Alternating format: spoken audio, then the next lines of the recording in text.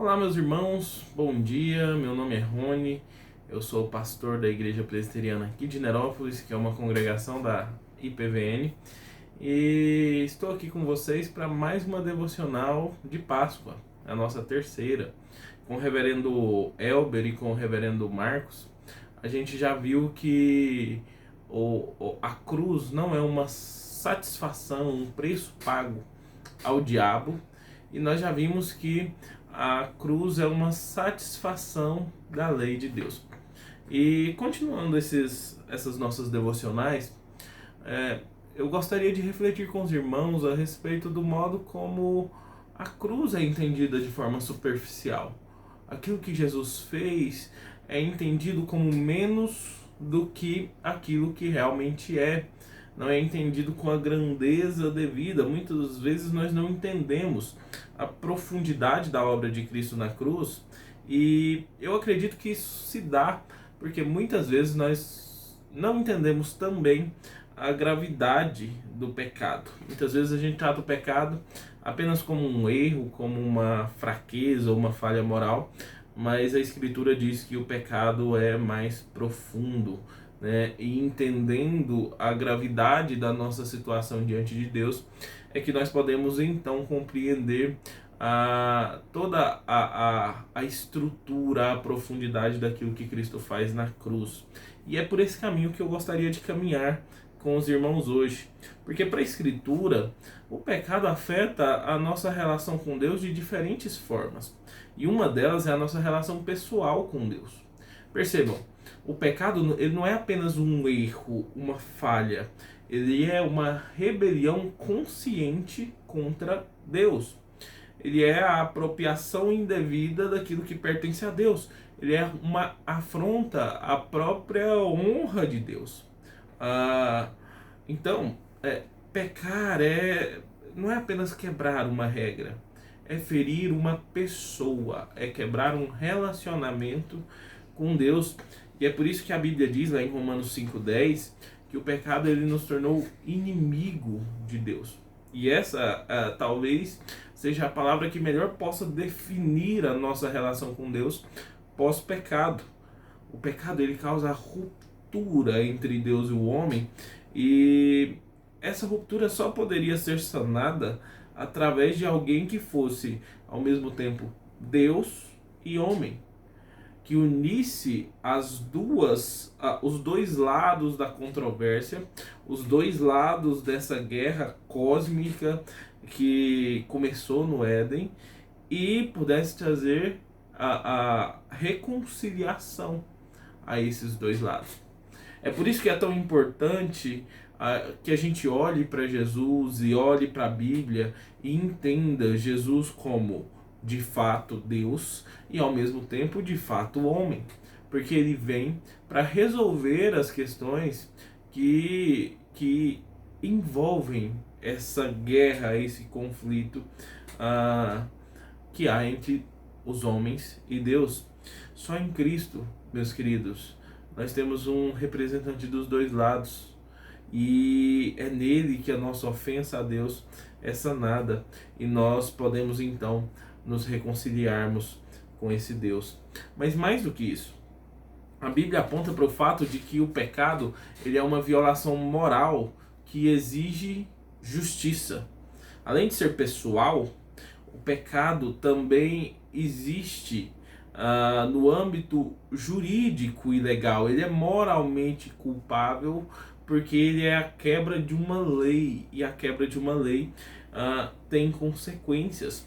Lá em na primeira carta de João, capítulo 3, verso 4, diz que todo aquele que pratica o pecado transgride a lei, porque o pecado é a transgressão da lei.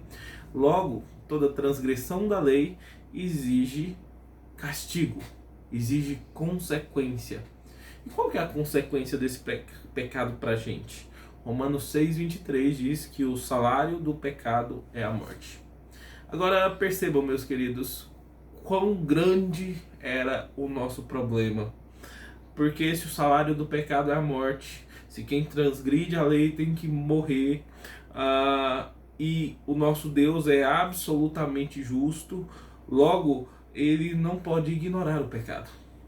Ele não pode simplesmente perdoar sem tratar a culpa do pecado. Ele precisa punir o mal. Pense em um juiz humano que de repente se depara diante de um julgamento de um criminoso que cometeu crimes hediondos, assassinatos, por exemplo. Pense nesse juiz olhando nos olhos do réu e dizendo: olha, gostei de você, você é legal e por isso eu não vou te condenar. A gente entende que esse não é um juiz bom, porque por mais que a condenação seja dura, ela é merecida, ela é justa. Ora, um juiz que não pune crimes não é justo. Logo, um Deus que não pune pecados também não é justo. E um Deus que não é justo não é Deus. Pelo menos não é o Deus bíblico, não é o Deus cristão. Percebam esse grande dilema. Quem então pode restaurar a honra e satisfazer a justiça de Deus? É aqui que está o drama da Páscoa. O homem deve a Deus uma reparação em âmbito pessoal e uma reparação em âmbito legal, mas ele não pode pagar. Ele não tem condições de sanar essa dívida. Logo, nenhuma obra pode resolver esse problema, nenhuma religião vai satisfazer a Deus, nenhum outro homem pode salvar outro pecador. Então, quem pode? Quem pode nos salvar? E esse é o drama da Páscoa. Essa é a tensão que existe nessa data e é a tensão que nós, como cristãos, precisamos apresentar ao mundo e entender nós mesmos de forma mais profunda. Quem pode nos salvar? Quem pode resolver a nossa triste situação diante de Deus, de estarmos separados dele, inimigos dele e de estarmos em dívida diante da sua justiça? Quem pode? Quem pode resolver esse problema? A resposta é extraordinária. De novo, é necessário que alguém que seja Deus e homem faça essa resolução. Homem para representar a humanidade, Deus para oferecer um sacrifício infinito e perfeito, e só Jesus pode fazer. É na cruz que nós celebramos, na Páscoa, que tudo isso é satisfeito. Na cruz, Jesus faz o que ninguém mais poderia fazer. Ele restaura a honra de Deus vivendo de forma perfeita e obediente. Ele entrega-se voluntariamente e ele devolve a Deus aquilo que o homem roubou de Deus: a obediência, a honra, a submissão.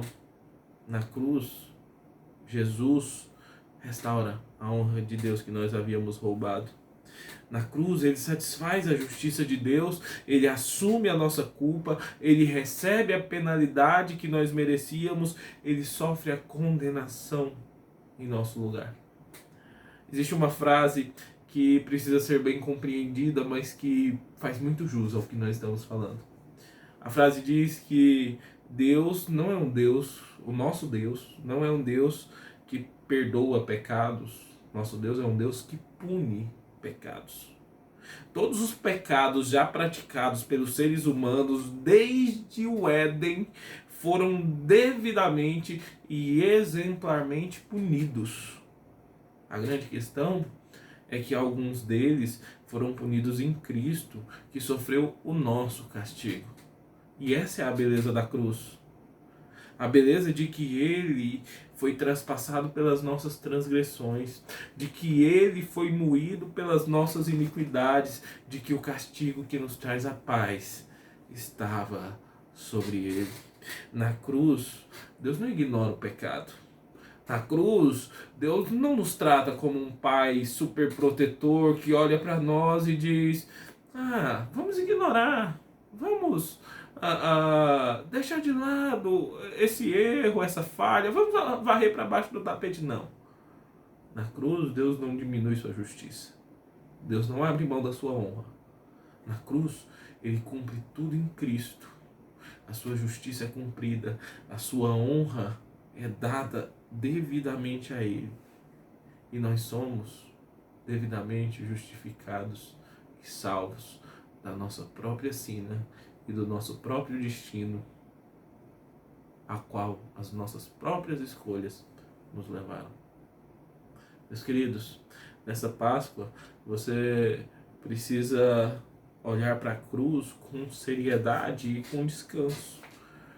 Com seriedade para saber que o seu pecado ele não é pequeno. Ele ofendeu a Deus. Ofendeu muito. E ele exigiu como restauração, como preço para te restaurar, a morte do Filho de Deus. Ele exigiu que o sangue do próprio Deus fosse derramado naquela cruz para que você hoje pudesse estar diante de Deus de forma justa, justificado em Cristo. É olhar com seriedade e saber que o nosso pecado não é pouca coisa. Ele é um mal infinito, que somente poderia ser sanado pelo próprio Deus, e foi o que Deus fez. Mas também é olhar para a cruz com descanso, porque a dívida foi paga, a justiça foi satisfeita, a reconciliação foi realizada, e logo hoje nós não precisamos mais provar o nosso valor. Nós não precisamos mais pagar a nossa culpa, não. Nós não precisamos viver tentando compensar Deus, porque toda a compensação que Deus precisava nos foi dada na cruz, por Cristo Jesus, que se entregou a si mesmo, para nos salvar. Meus queridos, a cruz não é apenas uma prova de amor, ela é também uma prova de justiça. E justamente por isso é que a nossa esperança está de pé. Nessa Páscoa, olhe para Cristo e descanse. O Deus que foi ofendido é o mesmo Deus que providenciou o sacrifício. O Deus que exige justiça é o mesmo Deus que a satisfez em Cristo. Por isso descanse nos méritos de Jesus e naquilo que Ele conquistou por você naquela cruz. Que Deus abençoe vocês. Vamos orar. Pai, obrigado, Senhor. Obrigado pelo Teu Filho Jesus, que se encarnou, veio a esse mundo, sofreu e morreu por nós. Pai, nessa Páscoa nos faça lembrar de toda a sua obra, a obra daquele que deu a sua própria vida para nos salvar, a obra daquele que carregou sobre seus ombros o peso dos nossos pecados. Pai, não nos deixe esquecer, não deixe que a nossa mente nos engane e nos leve para longe da consciência de quão amados nós fomos por meio daquela cruz. Não deixe, Senhor, que o nosso coração seja ingrato diante de tamanha graça. Nos leve para perto de Ti, Senhor, e nos faça viver uma vida digna dessa vocação. Essa é a oração que fazemos hoje, em nome de Jesus. Amém.